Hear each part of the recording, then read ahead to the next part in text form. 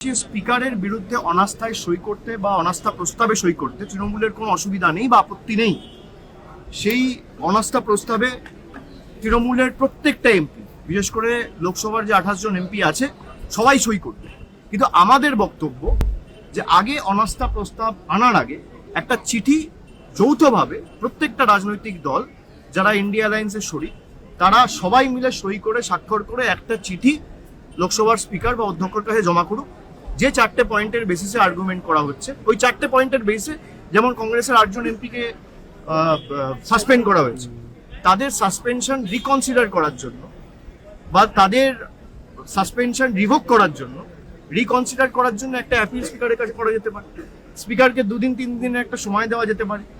যদি কোনো ব্যবস্থা স্পিকার তার তরফ থেকে না নেয় বা আমরা যে দাবিগুলো তুলছি সেই 4টে দাবির মধ্যে যদি আমরা কোনো সদুত্তর না পাই, তাহলে ধরুন আজকে সোমবার, আজকে মঙ্গলবার, আজকে আপনি একটা চিঠি জমা করলেন, মঙ্গল বুধ বৃহস্পতি আপনি সময় দিয়ে দিন। যদি বৃহস্পতিবারের মধ্যে কোনো সুরাহা না হয়, শুক্রবার নো কনফিডেন্স মুভ হবে, কোনো অসুবিধা নেই। এবং আমরা চাই যে হাউস চলুক, আমরা চাই পার্লামেন্ট চলুক, সরকার চায় না পার্লামেন্ট চলুক। আজকে দুবার হাউস ইতিমধ্যে অ্যাডজার্ন হয়েছে, স্পিকার একবার হাউসে কিন্তু আসেনি, চেয়ারে বসেনি। কালকে 2টোর সময় হাউস অ্যাডজার্ন করে দিয়েছে, আজ সকাল 11টা অবধি। আপনার যদি মানসিকতা থাকে হাউস চালানোর, তাহলে আপনি 18 ঘন্টা 19 ঘন্টা 20 ঘন্টার জন্য হাউস মুলতবি করবেন কেন? আপনারও তো দায় দায়িত্ব আছে, হাউস চালানোর দায় দায়িত্ব তো সরকারের। আমরা চাই জেনারেল বাজেট নিয়ে ডিসকাশন হোক। দেশের মানুষ আমাদের এখানে পাঠিয়েছে কথা বলতে, সরকার হাউস চালাতে চায়, তাদের প্রতিনিধিত্ব করতে। সাংসদরা আসে কোয়েশ্চেন আওয়ারে কোয়েশ্চেন করবে, 0 আওয়ারে তাদের ইস্যুগুলো, দাবি দাওয়াগুলো তুলবে। কেউ সেই সুযোগগুলো পাচ্ছে না, তার কোনো সরকারই চায় না হাউস চলুক। স্পিকারের বিরুদ্ধে অনাস্থায় সই করতে বা অনাস্থা প্রস্তাবে সই করতে তৃণমূলের কোনো অসুবিধা নেই বা আপত্তি নেই। সেই অনাস্থা প্রস্তাবে তৃণমূলের প্রত্যেকটা এমপি, বিশেষ করে লোকসভার যে 28 জন এমপি আছে, সবাই সই করবে। কিন্তু আমাদের বক্তব্য যে আগে অনাস্থা প্রস্তাব আনার আগে একটা চিঠি যৌথভাবে প্রত্যেকটা রাজনৈতিক দল যারা ইন্ডিয়া অ্যালায়েন্সের শরিক, তারা সবাই মিলে সই করে স্বাক্ষর করে একটা চিঠি লোকসভার স্পিকার বা অধ্যক্ষের কাছে জমা করুক। যে 4টে পয়েন্টের বেসিসে আর্গুমেন্ট করা হচ্ছে, ওই 4টে পয়েন্টের বেসিসে, যেমন কংগ্রেসের 8 জন এমপিকে সাসপেন্ড করা হয়েছে, তাদের সাসপেনশন রিকনসিডার করার জন্য বা তাদের সাসপেনশন রিভোক করার জন্য, রিকনসিডার করার জন্য একটা অ্যাপিল স্পিকারের কাছে করা যেতে পারে। স্পিকারকে 2 দিন 3 দিনের একটা সময় দেওয়া যেতে পারে। যদি কোনো ব্যবস্থা স্পিকার তার তরফ থেকে না নেয় বা আমরা যে দাবিগুলো তুলছি সেই 4টে দাবির মধ্যে যদি আমরা কোনো সদুত্তর না পাই, তাহলে ধরুন আজকে সোমবার, আজকে মঙ্গলবার, আজকে আপনি একটা চিঠি জমা করলেন, মঙ্গল বুধ বৃহস্পতি আপনি সময় দিয়ে দিন। যদি বৃহস্পতিবারের মধ্যে কোনো সুরাহা না হয়, শুক্রবার নো কনফিডেন্স মুভ হবে, কোনো অসুবিধা নেই। এবং আমরা চাই যে হাউস চলুক, আমরা চাই পার্লামেন্ট চলুক, সরকার চায় না পার্লামেন্ট চলুক।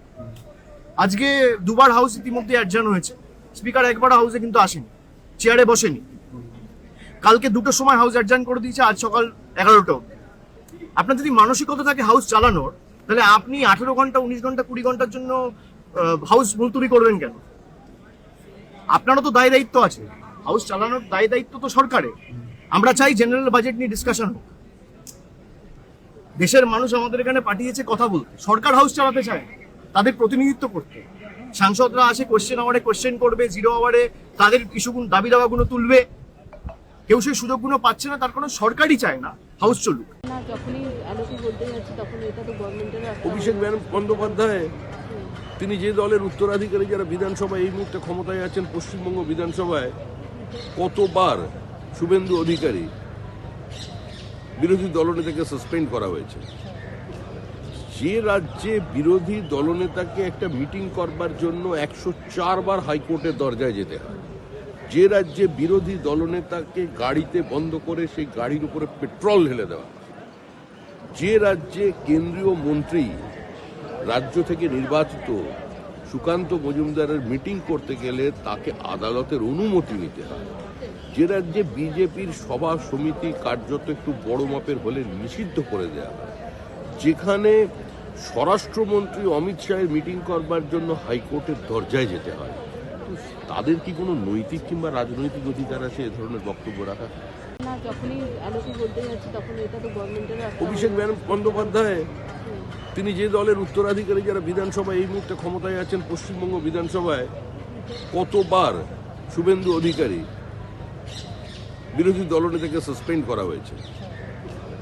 যে রাজ্যে বিরোধী দলনেতাকে একটা মিটিং করবার জন্য 104 বার হাইকোর্টের দরজায় যেতে হয়, যে রাজ্যে বিরোধী দলনেতাকে গাড়িতে বন্ধ করে সেই গাড়ির উপরে পেট্রোল ঢেলে দেওয়া, যে রাজ্যে কেন্দ্রীয় মন্ত্রী রাজ্য থেকে নির্বাচিত সুকান্ত মজুমদারের মিটিং করতে গেলে তাকে আদালতের অনুমতি নিতে হয়, যে রাজ্যে বিজেপির সভা সমিতি কার্যত একটু বড় মাপের হলে নিষিদ্ধ করে দেওয়া হয়, যেখানে স্বরাষ্ট্রমন্ত্রী অমিত শাহের মিটিং করবার জন্য হাইকোর্টের দরজায় যেতে হয়, তাদের কি কোনো নৈতিক কিংবা রাজনৈতিক অধিকার আছে এ ধরনের বক্তব্য রাখা? স্পিকারের বিরুদ্ধে অনাস্থায় সই করতে বা অনাস্থা প্রস্তাবে সই করতে তৃণমূলের কোনো অসুবিধা নেই বা আপত্তি নেই। সেই অনাস্থা প্রস্তাবে তৃণমূলের প্রত্যেকটা এমপি, বিশেষ করে লোকসভার যে 28 জন এমপি আছে, সবাই সই করবে।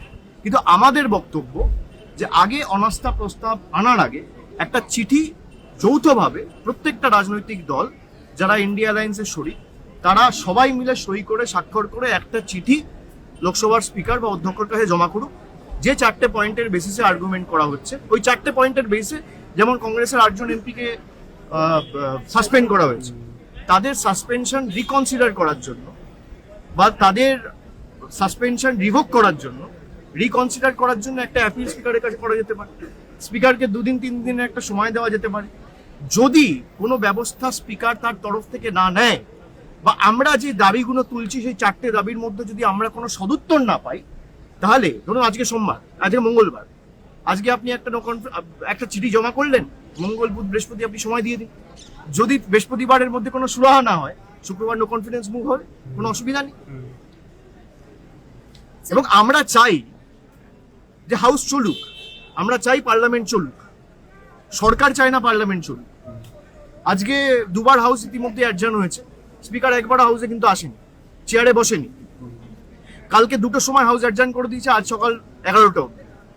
আপনার যদি মানসিকতা থাকে হাউস চালানোর, তাহলে আপনি 18 ঘন্টা 19 ঘন্টা 20 ঘন্টার জন্য হাউস মুলতুবি করবেন কেন?